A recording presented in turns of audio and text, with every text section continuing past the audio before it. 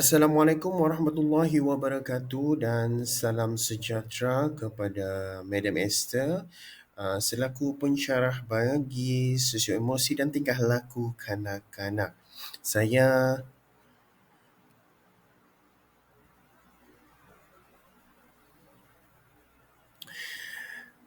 bagi portfolio ini, pembentangan portfolio ini disediakan oleh saya sendiri merupakan PDP, Pendidikan Awal Kanak-kanak KDC Oktober 2022. SEM ini merupakan SEM ketiga bagi pengajian ini. Saya akan membentangkan apa yang saya telah buat dalam portfolio ini. Okey. Yang pertama, pengenalan bagi peringkat 0 hingga 2 tahun.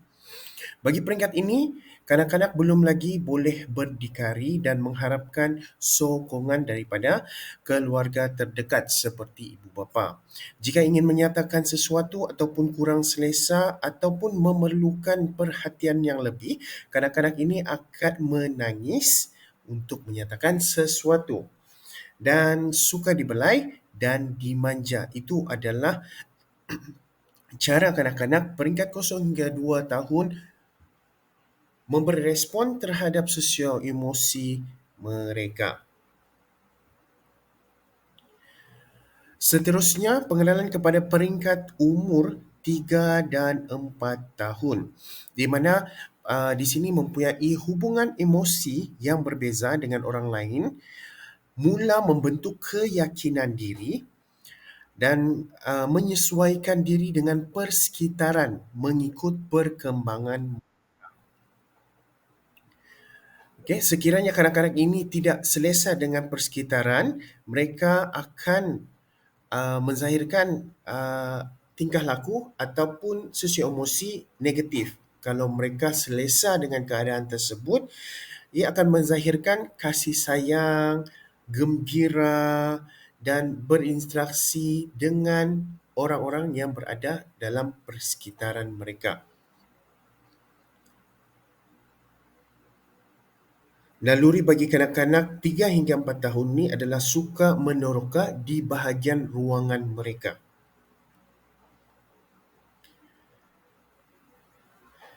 Seterusnya adalah pengenalan bagi peringkat kanak-kanak 5 hingga 6 tahun. Kanak-kanak peringkat 5 hingga 6 tahun ini adalah kanak-kanak yang baru sahaja berkenalan dengan persekitaran yang formal, iaitu kanak-kanak akan pergi ke prasekolah ataupun tabika kemas. Di situ mereka akan mengenali orang baru seperti guru, pembantu guru dan juga rakan sebaya mereka. Pada peringkat ini, sosio emosi dan tingkah laku kanak-kanak perlu dibimbing oleh orang dewasa seperti ibu bapa dan juga guru.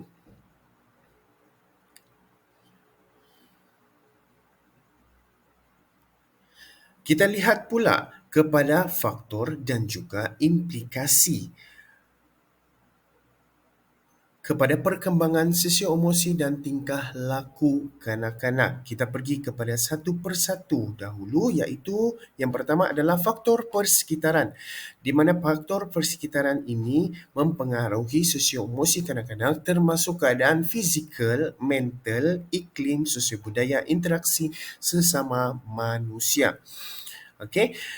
Di sini saya ingin bercerita tentang pengalaman saya. Saya sudah berpindah 2 kali daripada kawasan yang berbeza, iaitu Lahadatu dan juga Beaufort.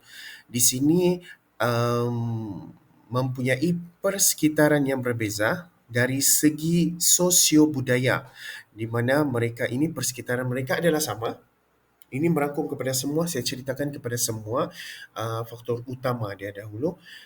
Di sini bekerja, bagi kedua-dua kawasan bekerja adalah buruh ya. Tetapi saya melihat daripada kawasan Lahadatu, kadang-kadang dia ada lebih berani, kemungkinan daripada pengaruh daripada kewarganegaraan. Maksud saya, di Lahadatu mereka kebanyakannya bermasalah tetap ataupun berstatus bukan warga negara. Jadi, um, kecenderungan kepada sosio emosi dan tingkah laku mereka adalah lebih berani berbanding kanak-kanak saya di Beaufort, di mana sudah selesa dengan citizen yang mereka ada dan sentiasa mengharapkan bantuan-bantuan daripada kerajaan, dan mindset mereka adalah selesa, dan faktor-faktor itu yang mempengaruhi persekitaran mereka merasa selesa. Apabila mereka rasa selesa, kanak-kanak ini dari segi perkembangan kognitif juga agak agak terlambat dan terlebih, kalau bagi saya, terlebih manja berbanding di Lahadatu. Okey. Seterusnya kita lihat pula kepada institusi keluarga. Di mana institusi keluarga ini, okey, um, saya dalam isi keluarga ini adalah mereka adalah penyumbang terbesar kepada pengaruh emosi dan juga pengaruh tingkah laku kanak-kanak. Ya, macam kita cakap bapa borek anak rintik. Itu biasa yang kita dengar, dan di sini juga jika seorang ibu itu seorang yang peramah, anak dia akan pasti akan peramah.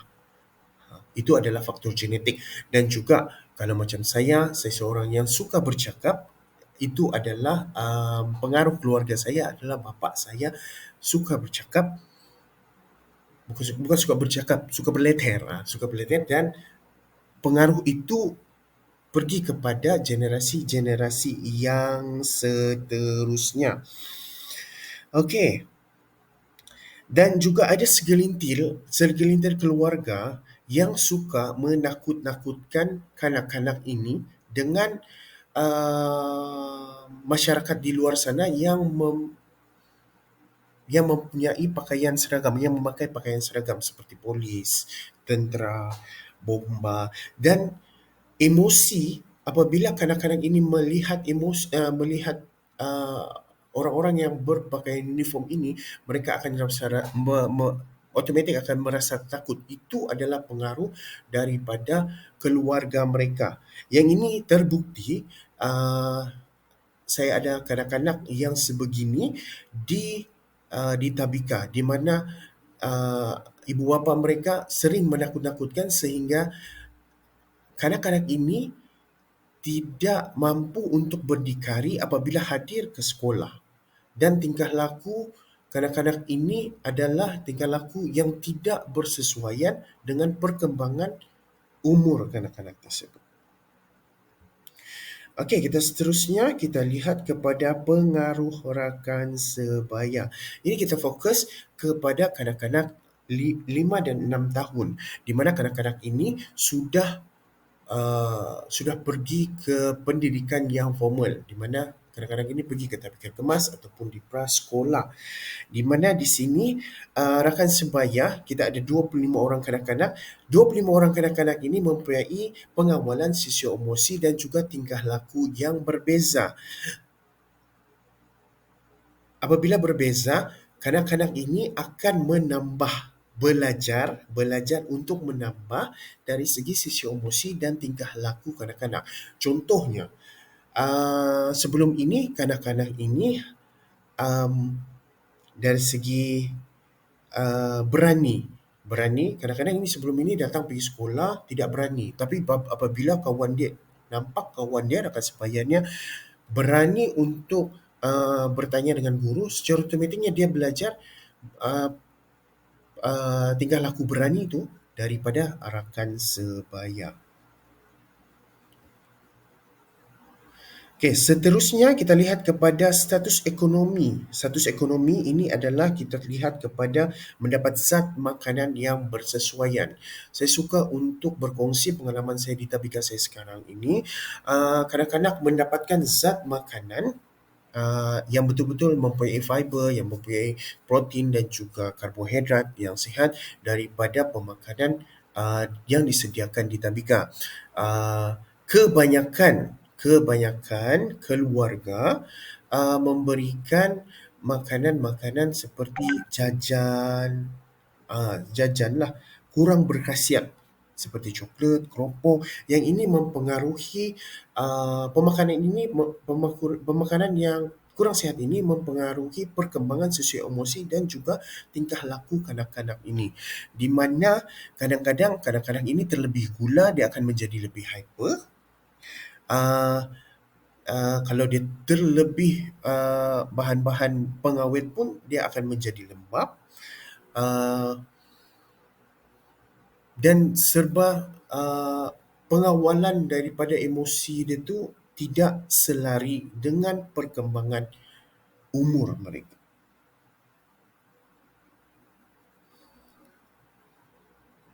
Okey, kita lihat pula kepada kebudayaan dan kepercayaan masyarakat.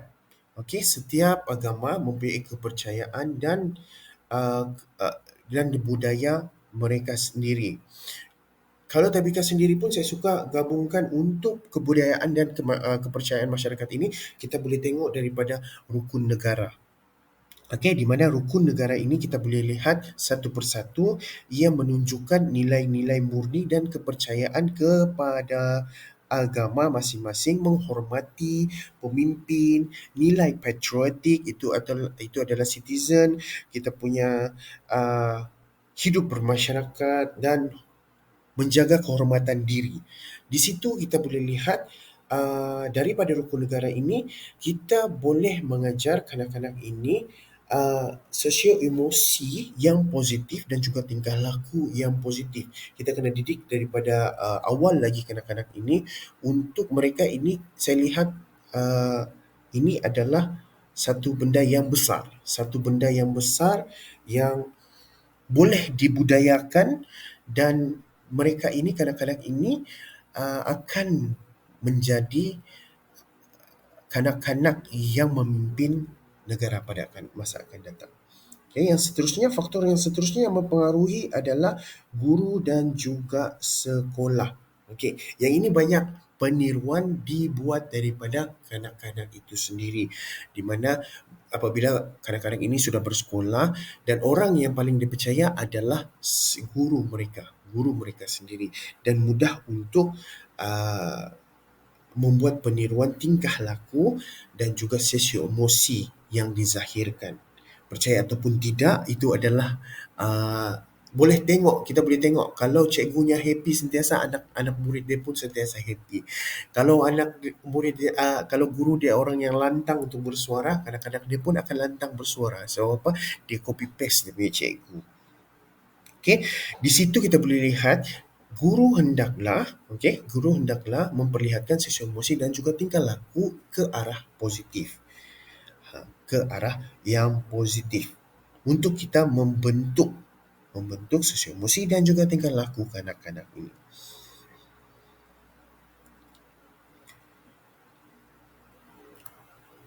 Okey, kita lihat seterusnya peranan guru.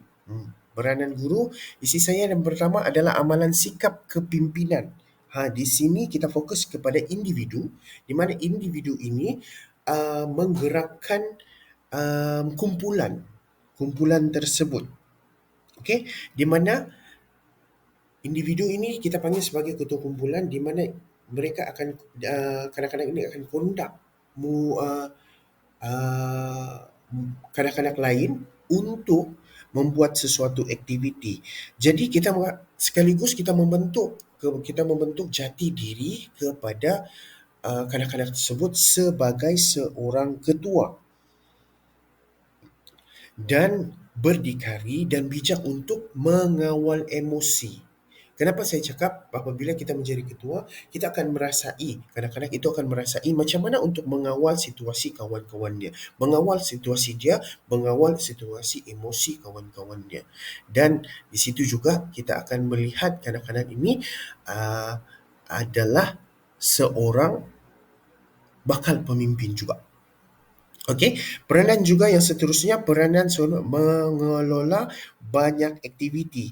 Yang tadi kita fokus kepada individu yang menjadi ketua, yang ini pula aktiviti ini mewujudkan kerjasama antara kanak-kanak tersebut. Di situ kita boleh nampak pergaulan sesama sebaya, pergaulan rakan sebaya, yang sebaya, kanak-kanak ini sebaya.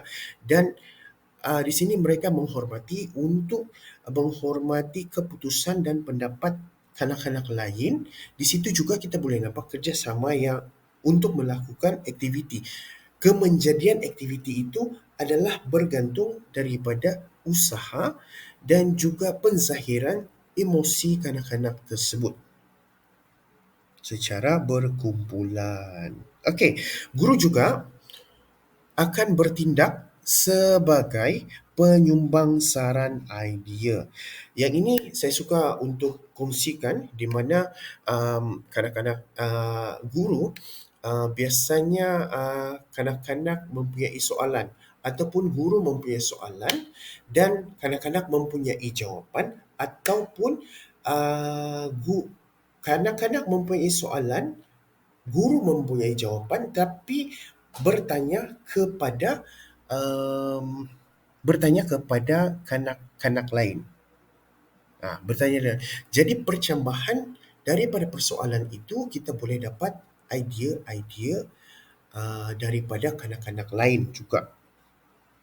Dari situ guru apabila apapun jawapan kanak-kanak itu adalah pendapat, dan jadi kita sebagai guru meraihkan apa sahaja jawapan yang terdapat yang keluar daripada mulut kanak-kanak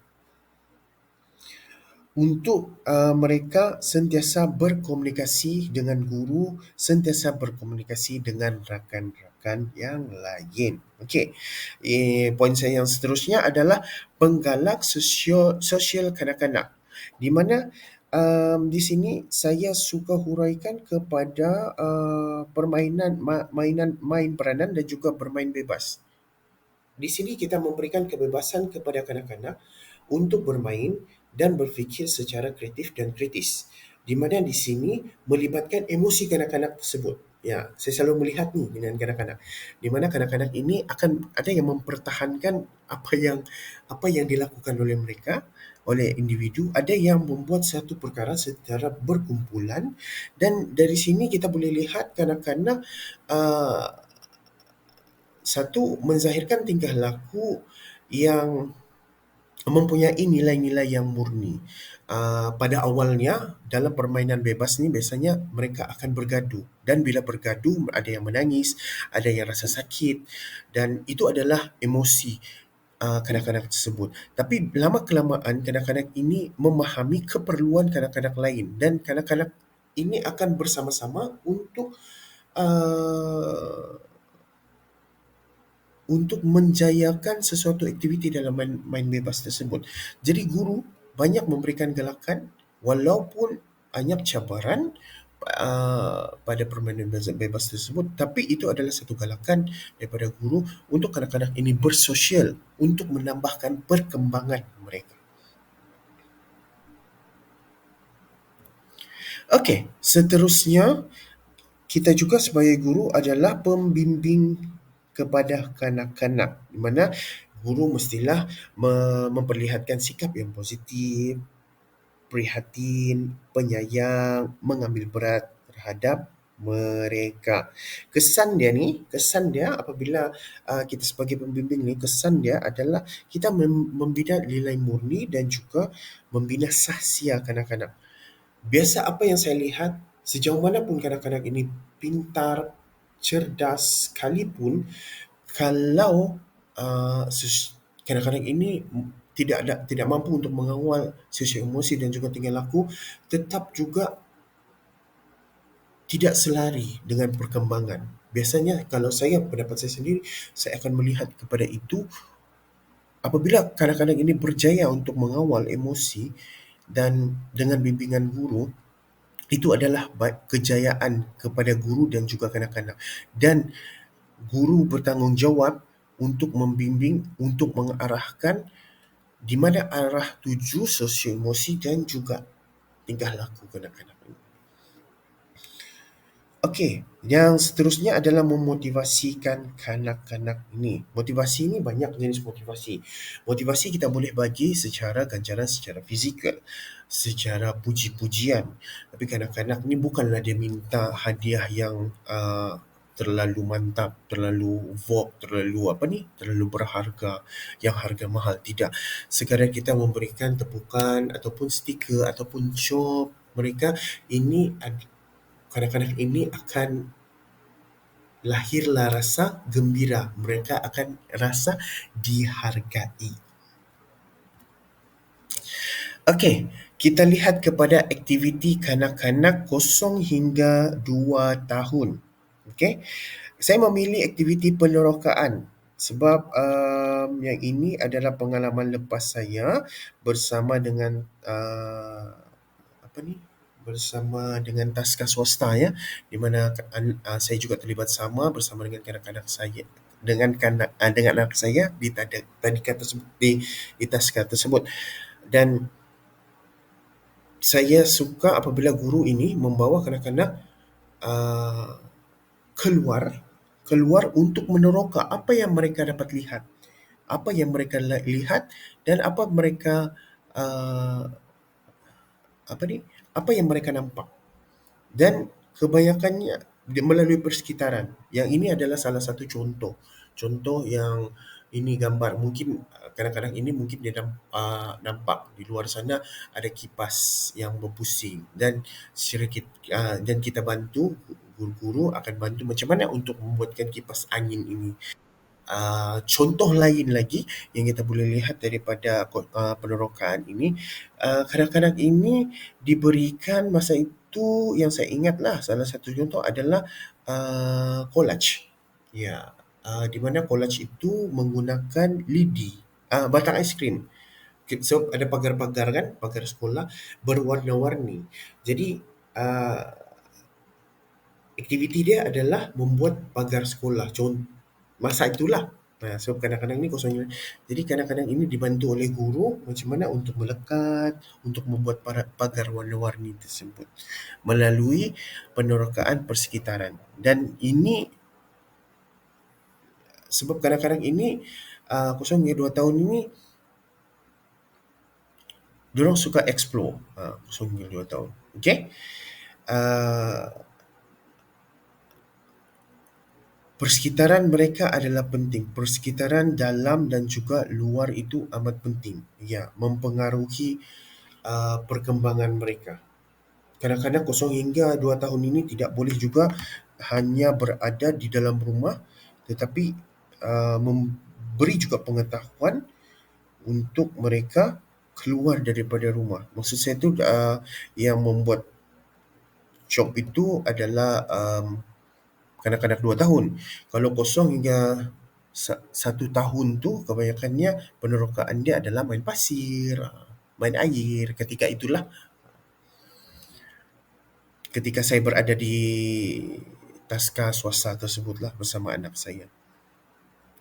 Okey, seterusnya aktiviti kanak-kanak 3 hingga 4 tahun. Ini banyak berimajinasi.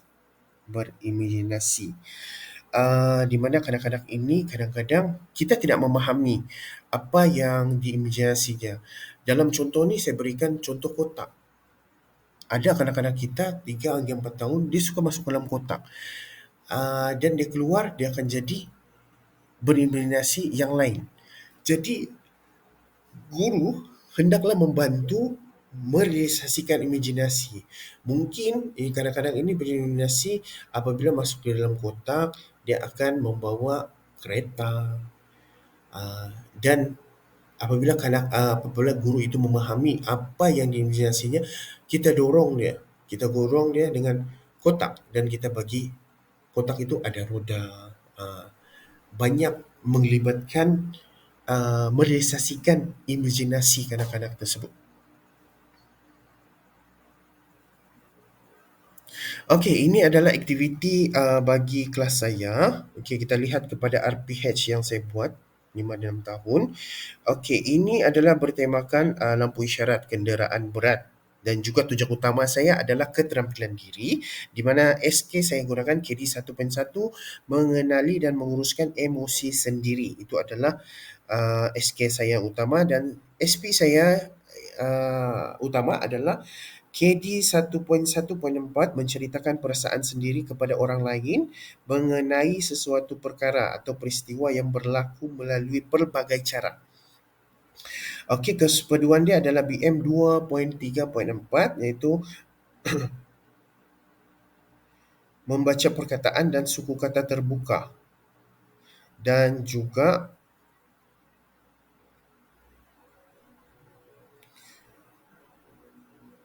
SA 3.4.5. Okey, ini adalah uh, objektif dia adalah untuk menyatakan emosi apabila terjadi peristiwa jenraya dengan tepat. Lepas tu menyebut suku kata tertutup dengan betul dan menyatakan warna dan fungsi lampu isyarat tersebut. Okey. Okey, bagi aktiviti saya yang pertama adalah saya memperkenalkan lampu isyarat, okey, dan bersoal jawablah bersama dengan kanak-kanak penampakan lampu isyarat tersebut. Dan saya menjelaskan apa fungsian kepada lampu isyarat tersebut. Dan di situ kita mengajar sebagai sosio emosi, saya akan bertanya tentang kejadian-kejadian seperti kalau terlihat kemalangan jalan raya, apa perasaan kita? Apa perasaan kanak-kanak? Kalau kita naik kereta yang rosak, okey, apa perasaan kanak-kanak? Kita tersadai di tepi jalan, apa perasaan kanak-kanak? Dan juga yang ketiga, soalan saya yang ketiga adalah kalau kita menaiki kenderaan dan sampai ke destinasi, apa pula perasaan kita? Gitu. Okey, dan yang kedua, saya menggunakan memperkenalkan permainan jom jelajah. Saya akan membawa kanak-kanak ini uh, kadang-kadang ini berjalan dekat whiteboard menggunakan kereta, dan saya akan memberikan situasi dan mereka menunjukkan perasaan tersebut. Dan yang ketiga, okey, ini saya memperkenalkan mengeja untuk lampu isyarat lah, sebab ini adalah kesepaduan dia. Okey, kesepaduan dia lampu isyarat warna merah, kuning dan hijau. Okey, kemudian saya uji kefahaman mereka daripada sosio emosi dan juga yang disepadukan tersebut, iaitu warna lampu isyarat tersebut. Okey, refleksi guru, kanak-kanak ini memahami, okey, mengenal sosio emosi dan juga tingkah laku dengan baik, um, dan juga warna lampu isyarat itu dengan baik. Okey, dan pentafsiran bilik darjah pula lulusan 10 daripada 14 orang kanak-kanak mengetahui, mengenal tentang sosio emosi dan juga tingkah laku dengan baik. Okey, ini adalah gambar mereka. Dalam portfolio saya ada terangkan persoalan dan juga mimik muka kanak-kanak tersebut um, apabila apabila perasaan mereka apabila berlaku situasi tersebut. Itu saja daripada saya. Sekian, terima kasih.